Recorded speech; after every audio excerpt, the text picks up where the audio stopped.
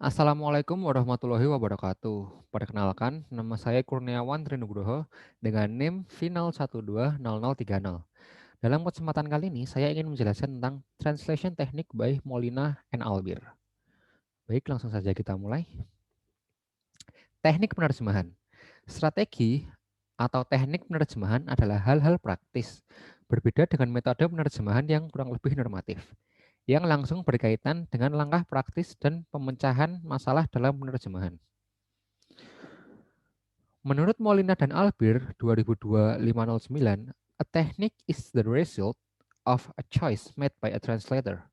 Its validity will depend on various questions related to the context, the purpose of the translation, audience, expectation, and the others.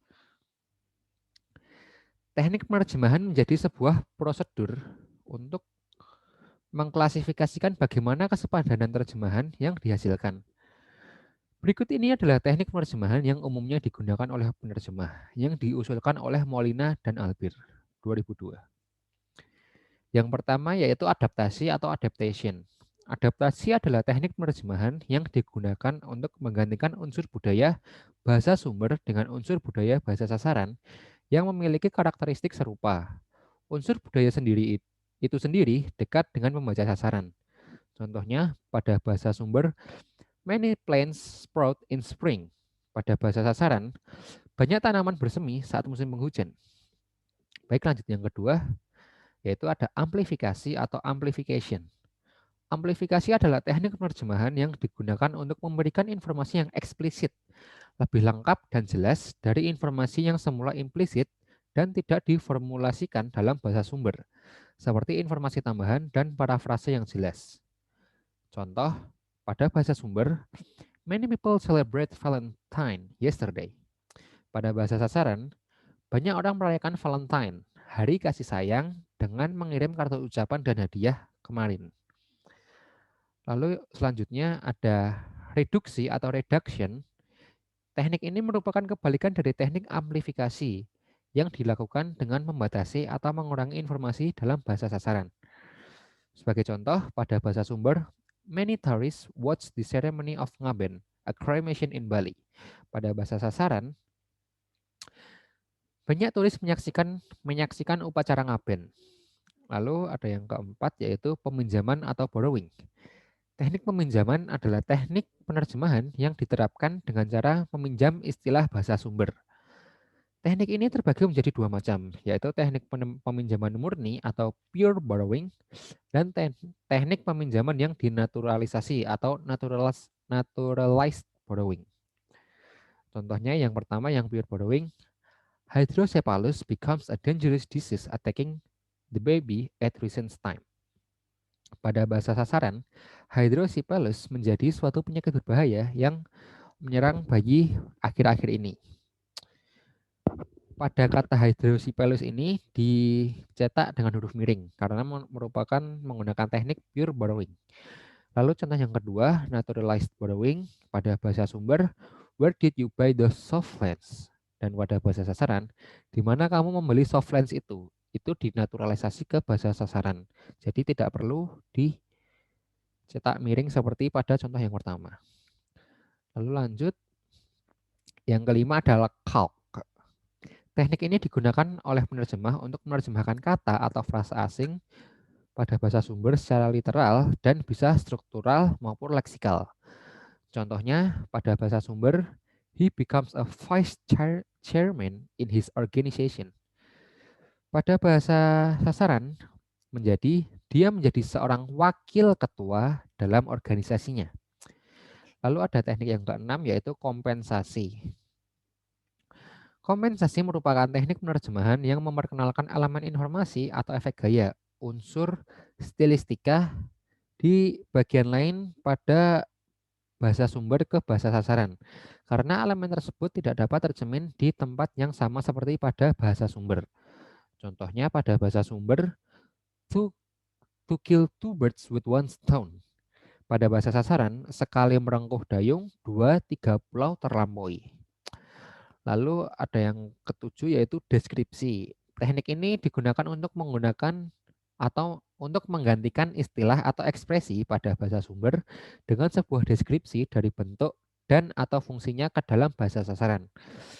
Contohnya pada bahasa sumber, many people sold kimbap in the festival yesterday. Lalu pada bahasa sasaran, menjadi banyak orang menjajakan makanan khas Korea yang terbuat dari nasi yang dicampur dengan berbagai bumbu dan digulung dengan rumput laut saat festival kemarin. Lalu ada yang kedelapan, kreatif diskursif. Teknik ini digunakan penerjemah untuk menghasilkan padanan. Sementara temporary equivalence yang benar-benar tidak terduga di luar konteks. Teh, teknik ini teknik teknis biasanya ini digunakan untuk menerjemahkan judul buku atau film. Sebagai contoh, pada bahasa sumber, the novel Blue-Eyed Devil tells about love story of divorced woman. Pada bahasa sasaran, novel Cinta Tak Terduga bercerita tentang kisah cinta seorang janda. Lalu yang kesembilan ada padanan lazim atau established equivalence. Teknik padanan lazim diterapkan dengan menggunakan istilah atau ekspresi yang sepadan dan dikenal dalam bahasa sasaran, berdasarkan kamus atau bahasa yang digunakan sehari-hari. Selain itu, teknik ini juga melibatkan konteks. Contoh, pada bahasa sumber, yours faithfully. Pada bahasa sasaran, hormat saya. Lalu lanjut ada yang ke-10, generalisasi atau generalization. Generalisasi merupakan teknik penerjemahan dengan menerapkan istilah yang lebih umum atau netral dalam bahasa sasaran. Sebagai contoh, pada bahasa sumber, his apartment is so big. Pada bahasa sasaran, tempat tinggalnya begitu besar. Lalu ada yang teknik ke-11 yaitu partikularisasi. Teknik ini merupakan kebalikan dari teknik generalisasi. Teknik ini dilakukan dengan menggunakan istilah yang lebih jelas dan konkret dalam bahasa sasaran. Sebagai contoh, pada bahasa sumber, the troops are exercising to fly the air transportation. Pada bahasa sasaran, pasukan militer itu sedang berlatih menerbangkan helikopter. Lalu ada teknik nomor 12 yaitu amplifikasi linguistik. Teknik ini dilakukan dengan cara menambahkan unsur linguistik. Teknik amplifikasi linguistik biasanya sering digunakan dalam consecutive interpreting dan dubbing. Contohnya pada bahasa sumber left by his mother. The baby is crying now. Pada bahasa sasaran, karena ditinggal pergi ibunya, bayi itu menangis sekarang. Lalu ada nomor 13 yaitu kompresi linguistik. Kompresi linguistik adalah kebalikan dari teknik amplifikasi linguistik. Teknik ini dilakukan dengan cara mensintesis atau memadatkan elemen linguistik pada bahasa sumber ke dalam bahasa sasaran, sehingga menjadi lebih ringkas dan pesan tetap tersampaikan. Teknik ini sering digunakan dalam simultaneous interpreting dan subtitling. Sebagai contoh pada bahasa sumber yaitu yes, I do. Lalu pada bahasa sasaran, ya. Ya, cuman seperti itu. Lanjut teknik nomor 14 yaitu penerjemahan literal atau harfiah. Teknik ini dilakukan dengan menerjemahkan kata, frase, atau ekspresi kata demi kata tanpa melihat konteks. Bagi contoh, pada bahasa sumber, the interest of that bank is very high. Pada bahasa sasaran, ketertarikan di bank itu sangat tinggi. Atau bunga di bank itu sangat tinggi. Ya.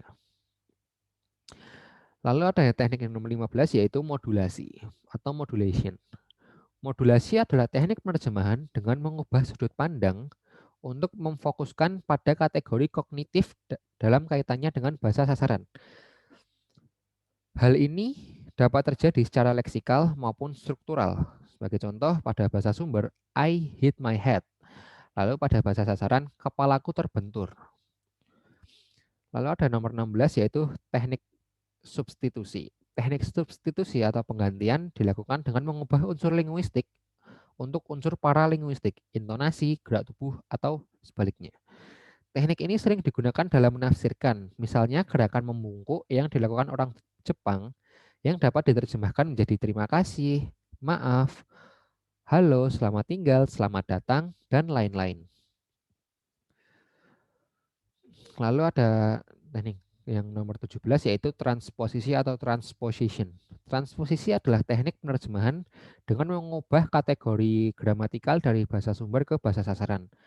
Hal ini dapat menjadi transposisi struktur, kelas, dan satuan. Sebagai contoh, pada bahasa sumber, the evacuees are in safety now. Dan dalam bahasa sasaran, para pengungsi dalam keadaan aman sekarang. Lalu ada yang terakhir yaitu variasi. Teknik ini diterapkan dengan mengubah elemen linguistik atau paralinguistik, intonasi, gerak tubuh yang mempengaruhi aspek variasi linguistik. Pertukaran nada tekstual, gaya, dialek sosial, dialek geografis, dan lain-lain. Teknik ini digunakan untuk mengenalkan atau mengubah indikator dialek pelaku ketika menerjemahkan untuk teater. Nada berubah saat mengadaptasi novel untuk anak-anak, dan lain-lain. Sebagai contoh, pada bahasa sumber, you can see me again tomorrow, ta-ta-ta. Lalu pada bahasa sasaran, kau bisa menemuiku lagi besok. Sampai jumpa. Baik, sekian presentasi dari saya tentang translation teknik by Molina Albir. Bila ada salah kata mohon dimaafkan. Wassalamualaikum warahmatullahi wabarakatuh.